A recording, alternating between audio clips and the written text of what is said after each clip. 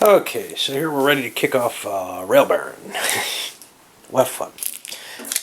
One thing to remember to do, I've set up everybody in their starting locations. These were randomly determined, right? But you got to write down where they go. Because if you don't, you're going to forget.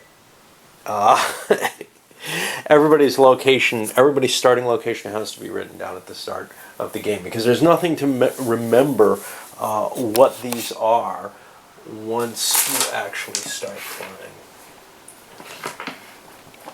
I'm going to start getting some dice down to mark people's locations. Alright, well, first thing blue has to do is they have to roll up a starting destination. This is nothing special. This is how the whole game's going to go. We get an even 7. That's going to be the southwest. I have no options there. I've got to go for that nice long trip. And I get an even 7 again. That's Los Angeles.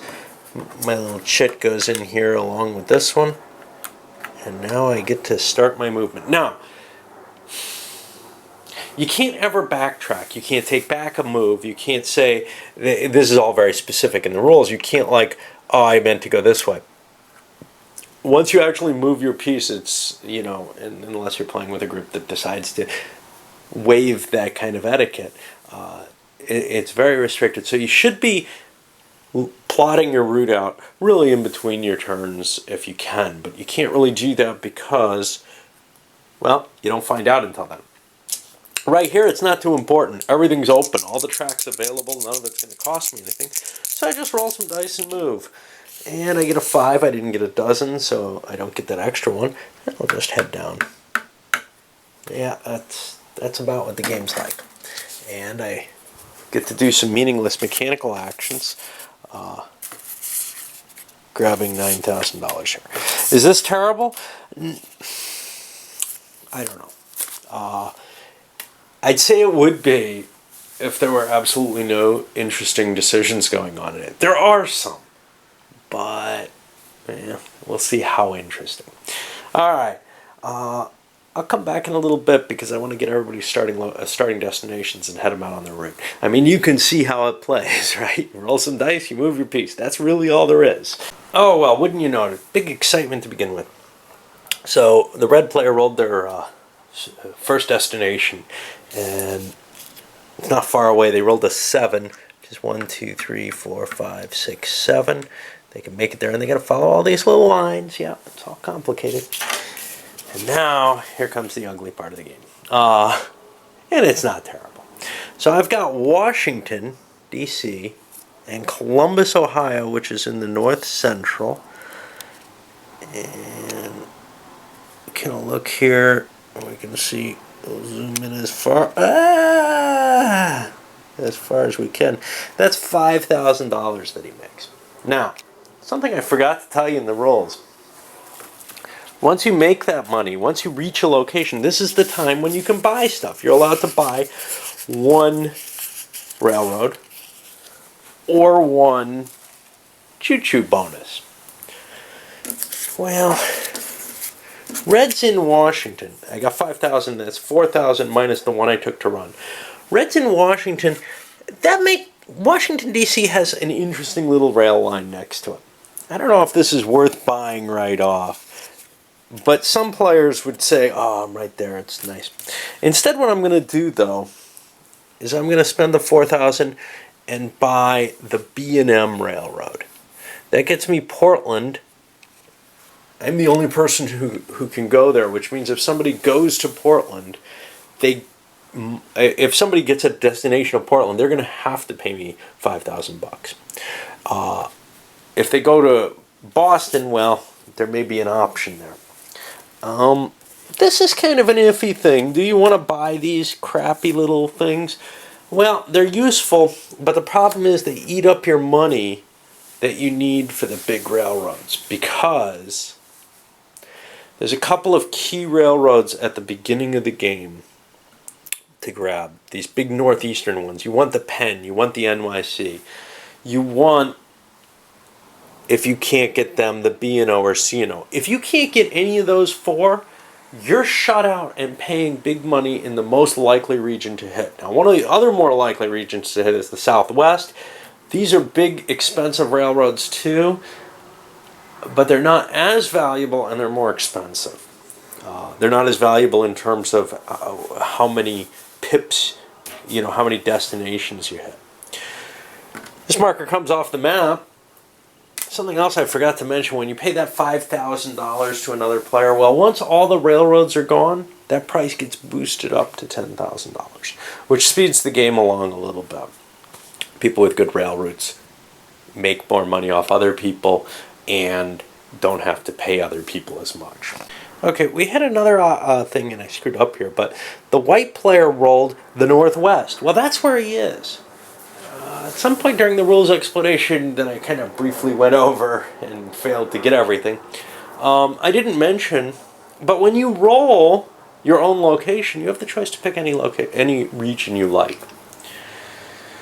At this point in the game, you definitely don't want to be going in the same region, so I'm going to let him re-roll because I just wasn't thinking about it. But here's the thing. He has to think how much money he wants to make. He's got $20,000 in his pocket. These are probably as far as he can go, over to the northeast, southwest. I actually think I'm going to pick the southeast here. Sorry, because I'm afraid the northeast is already getting closed off. There's already a bad place there. So I'll make my roll there in the southeast, and I get an odd 7, which is Atlanta. So I'm going to have to make my way down there. That's probably not going to be enough to buy a big railroad off of, but I'll be able to make the run easily. And the next run, I'll probably be able to get a big one. We'll see. All right, well, ended up playing a complete around. Some people got kind of screwed, like yellow, making their way here. Here's one of the problems with this game solo. Overall, it seems okay. But the pieces, the little pawns, they don't have facing. Same thing happens with the Crayon Rail games. Now, if I walk away from a game, if I'm not focused on one player, if I'm switching player to player, even, it's very, very easy for me to lose track of which one of these dudes is facing which way.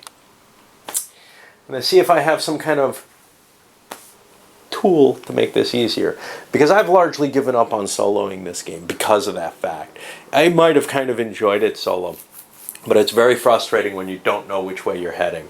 I wish, and maybe I should do this, that these guys had a destination and 2 different sides. One side to indicate destination, one side to indicate your starting point. That's not a predestination. I'm trying to think what it would be. There's a word for it. It's just escaping my pickled brain. Anyway, I'm not really sure if I have enough pieces that I can use. Obviously I could grab Monopoly pieces. The little car would work, but the hat wouldn't. The dog would work. No, it's just annoying. The game really should have come with little choo-choos or something. And in fact, all the Crayon Rails games should too. They end up selling them separately for Crayon Rails. I didn't ever spring to buy them, although I may have some in one of my sets. But I know I have little choo-choos of some different colors somewhere in some game. We'll see. Well, it works out to be a bit of a problem. Paris Connection has little tiny railroads. Not quite all the same colors I need, but it comes the closest. Chicago Express has bigger trains, only 5 colors as well. It matches, I think, better, but I'm not sure. Hell Rails, I would have the green one that I don't have. What I'm going to do is I'm going to boot the white player out of the game. Too bad. This is just too annoying for me to cope with. To try and play without some kind of ordering. Plus, he had a die that didn't match everyone else's die. Everyone's got rounded dice, and he doesn't, so he deserved to lose. All right, well, we'll start with the blue player, and I'll kind of catch the decision points as they happen. So now, after you reach a destination like Red did, you don't immediately determine your new one unless you have extra dice movement. Now, extra dice movement is something that can only really happen if you get a bonus die. If you use your regular dice without having to use your bonus die, you get a bounce out of the city that you got to. We didn't see that because he didn't roll a 12 and he doesn't have a special train. So he had to roll a new location and he got Pueblo. And now he starts his turn heading out towards that new location on the new turn. This is important because, for example, this guy, he's only $2 away, but he's probably going to spend the whole next turn running into that space and buying a new property if he wishes.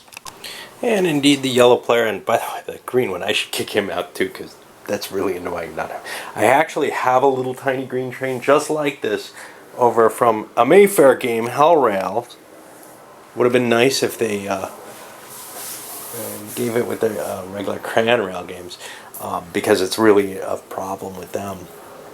But I don't want to mix two games and it only has 4 colors. So that's not going to work. Anyway, yellow pulled in.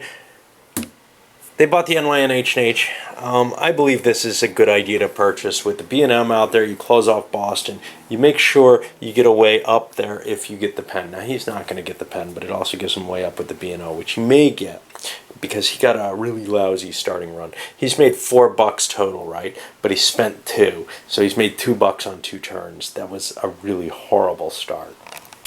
And that horrible start continues as he gets a long route out to Portland. That's not bad at all. And then gets a mighty 3.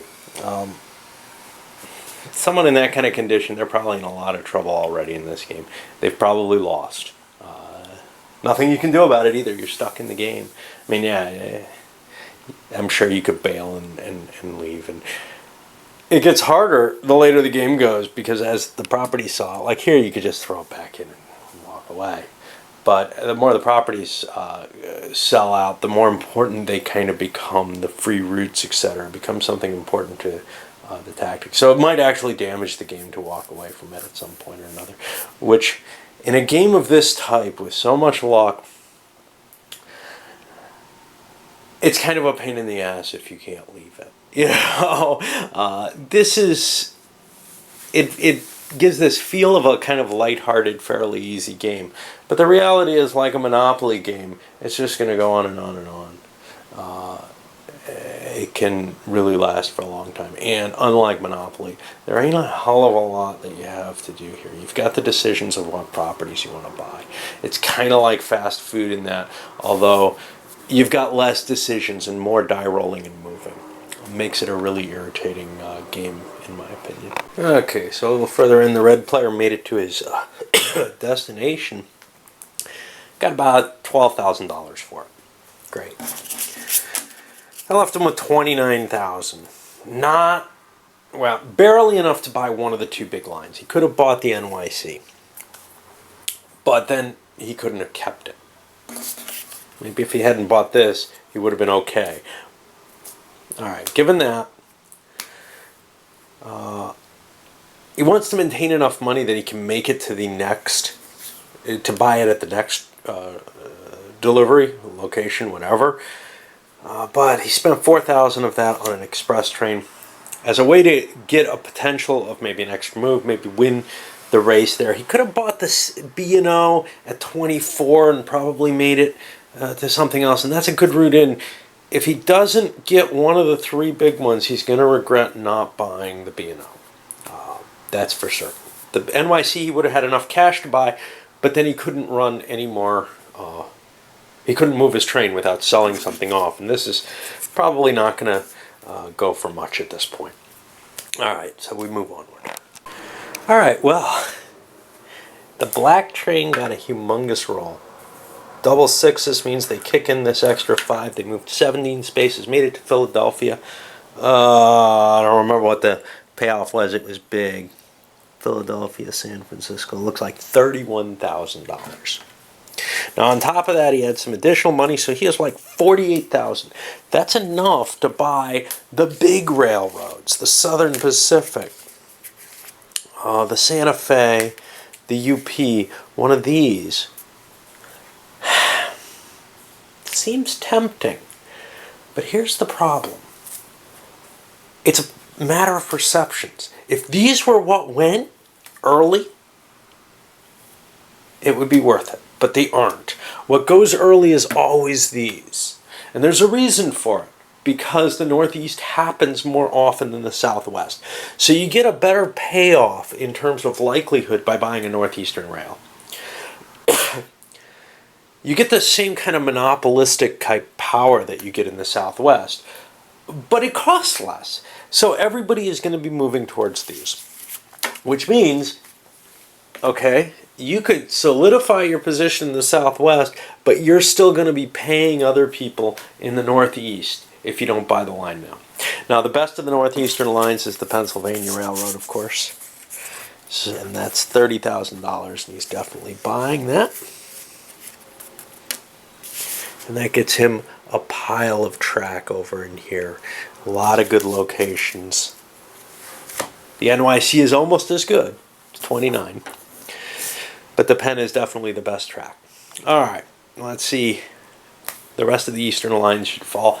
And after they do, we kind of get a feel for things. Now, when they all fall, there's one last, a couple last remaining little things. The B&O is close to the NYC and Penn. It's not quite as good, but it gets you in close there. But when you start talking about other things, it's things like the C&O, which get you as far as Buffalo or Washington, but all this is closed off.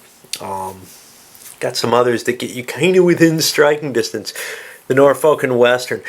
These really don't tend to be terribly valuable. For one thing, all the three big ones also get you a big chunk here in the North Central. Now the C&O also gets you that, but the Norfolk and Western only touches you in there.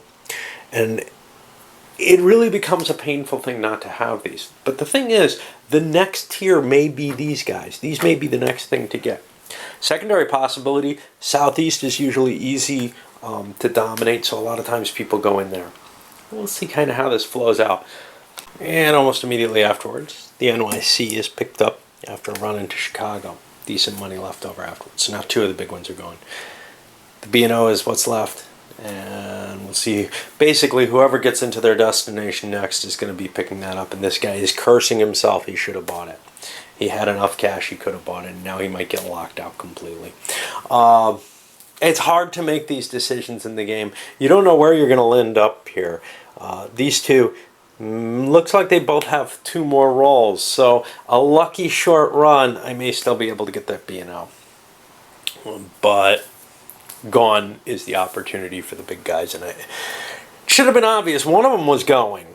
This one, though, was unlikely. So it may have been worth the risk. All right, I'm going to load this one up and come back.